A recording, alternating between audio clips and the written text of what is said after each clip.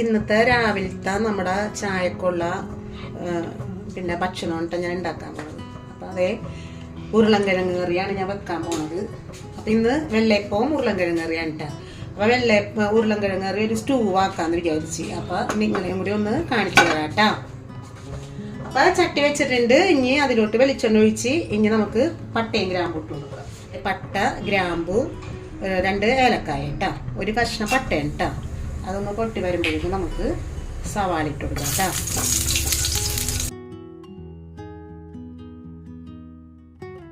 പട്ടയും ഗ്രാമ്പും പൊട്ടി വന്നിട്ടുണ്ട്. ഇനി നമുക്ക് സവാള, പച്ചമുളക്, വേപ്പില, ഇഞ്ചി ഇട്ട് കൊടുക്കാം. അതൊന്ന് നന്നായിട്ടൊന്ന് വഴറ്റി കൊടുക്കാം.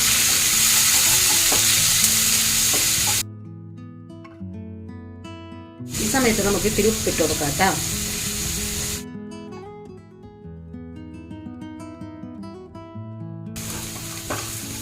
അപ്പം അതേ നമ്മുടെ സവാളയും പച്ചമുളകൊക്കെ ഒരു ലൈറ്റ് ബ്രൗൺ നിറം ആയിട്ടുണ്ട് കേട്ടോ. ഒന്നും കൂടി ഒരു ബ്രൗൺ നിറം ആകുമ്പോഴേക്കും നമുക്ക് തേങ്ങാപ്പാൽ ഒഴിച്ചു കൊടുക്കാം കേട്ടോ. അപ്പം അതേ പച്ചമണമൊക്കെ മാറി നല്ല നന്നായിട്ട് ഇത് വാടി വന്നിട്ടുണ്ട്. ഇനി നമുക്ക് 2ാം പാൽ ഒഴിച്ചു കൊടുക്കാം കേട്ടോ.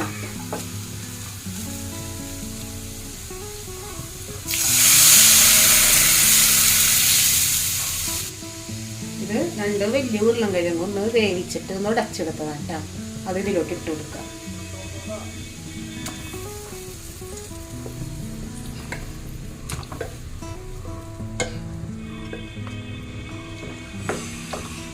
ആരാധിനേ പരിശുദ്ധനേ പരമോന്നത ദൈവമേ,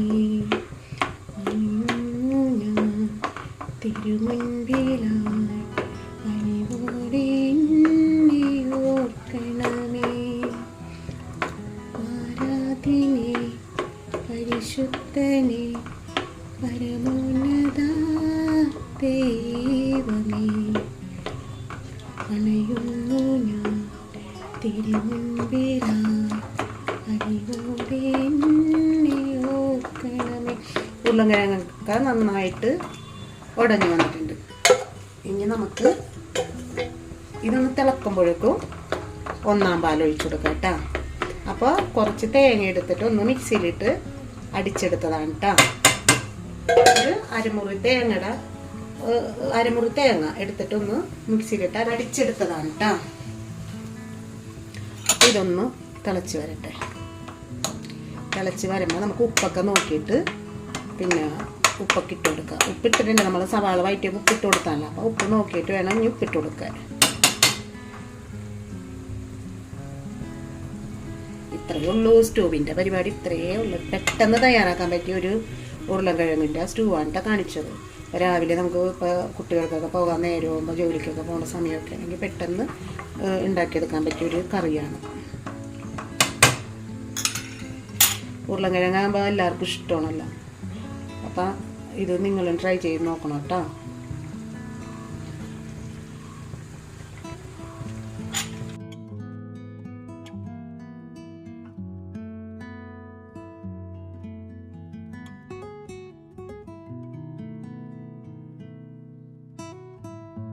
കണ്ട ഇപ്പം ഈ 2ാം പാലും നല്ലോണം തിളച്ച് ഒരുവിധം തിക്കായിട്ട് വന്നിട്ടുണ്ട്. നമുക്ക് ഇനി ഈ 1ാം പാൽ ഒഴിച്ചു കൊടുക്കാം.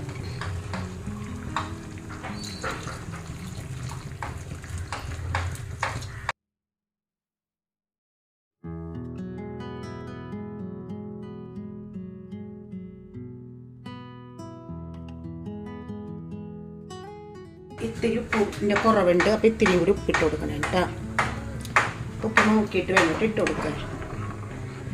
ഇനി നമുക്ക് ഇതിലോട്ട് ഒരു 1/2 ടീസ്പൂൺ കുരുമുളക് പൊടി ഇട്ട് കൊടുക്കും.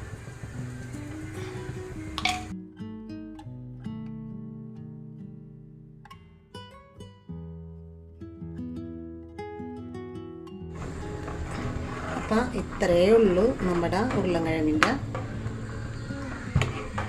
ഉരുളൻകിഴങ്ങ് കറി ഇവിടെ റെഡി ആയിട്ടുണ്ട്.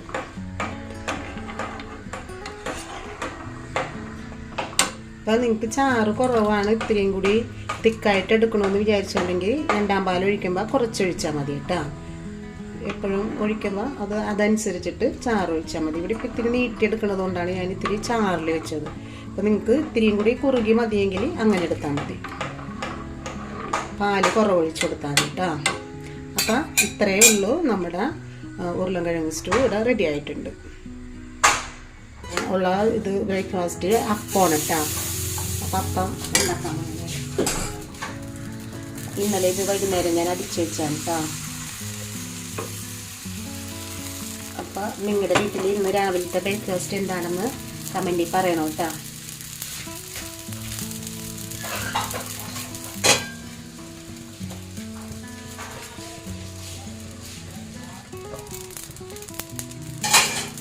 അപ്പം നമ്മുടെ അപ്പം ആയിട്ടുണ്ട്, നമുക്ക് മാറ്റാം.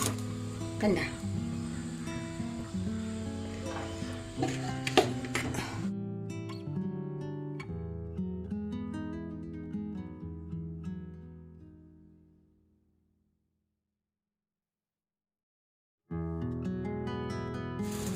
അപ്പം എല്ലാവരും പിന്നെ അപ്പവും കറിയും ഉണ്ടാക്കി നോക്കണം കേട്ടോ. ഇന്നിപ്പോൾ ഞാൻ അപ്പവും ഉരുളൻകിഴങ്ങ് കറിയും നിങ്ങളെ കാണിച്ചില്ലേ. അപ്പം നാളെ എല്ലാവരും അപ്പവും ഉരുളൻകിഴങ്ങ് കറിയും രാവിലെ ഉണ്ടാക്കണം കേട്ടോ. എന്നിട്ട് കമൻറ്റ് ബോക്സിൽ എനിക്ക് ഇടണം കേട്ടോ. എല്ലാവരും എൻ്റെ ചാനലൊന്ന് സബ്സ്ക്രൈബ് ചെയ്യണം കേട്ടോ. ആരും മറന്നു പോവല്ലേ. തങ്കംസ് കലവറ കേട്ടോ, എല്ലാവരും ചെയ്യണം കേട്ടോ. അപ്പം എല്ലാവരും സുഖമായിട്ടിരിക്കാൻ പ്രാർത്ഥിക്കുക. അടുത്ത റെസിപ്പി ആയിട്ട് നാളെയും കാണാം.